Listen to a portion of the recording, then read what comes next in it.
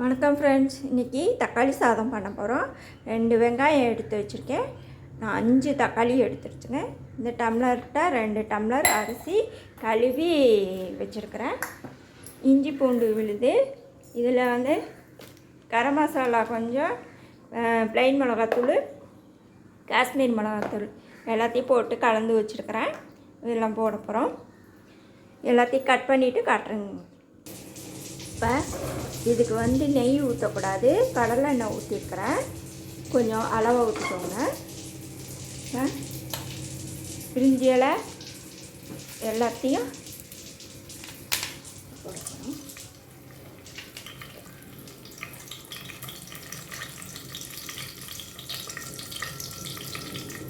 இதில் 3 தக்காளி மட்டும் வெட்டி வச்சுருக்கேன். 2 தக்காளியை நல்லா தண்ணி ஊற்றி அரைச்சி வச்சுருக்கிறேன். இது வதங்கட்டும்.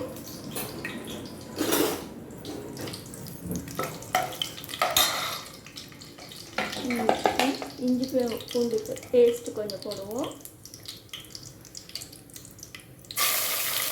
இந்த தக்காளி சாதத்துக்கு நெய் ஊற்றக்கூடாது.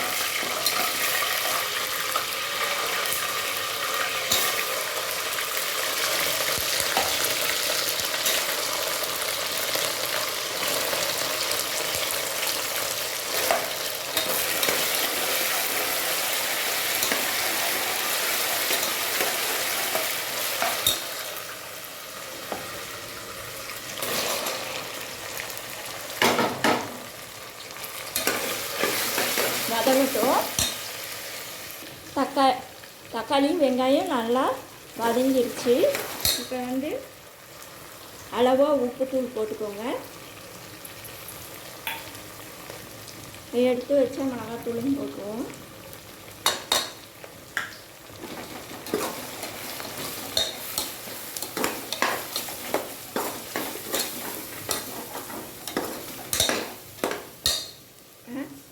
அரைச்சி வச்ச தக்காளி பேஸ்ட்டையும் போட்டுருவோம்.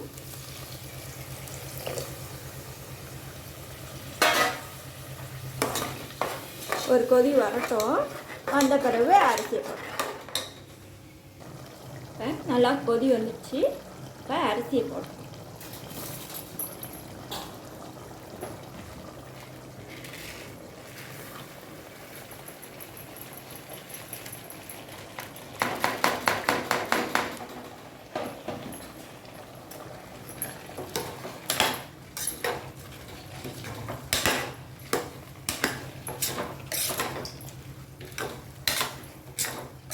தக்காளி சாதம் ரெடி ஆகிட்டு.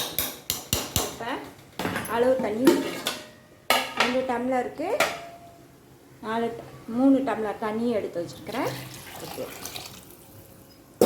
குக்கர் போட்டு ஒரு விசில் விட்டுருவோம். தக்காளி சாதம் ரெடி ஆகிடுச்சு பாருங்கள்.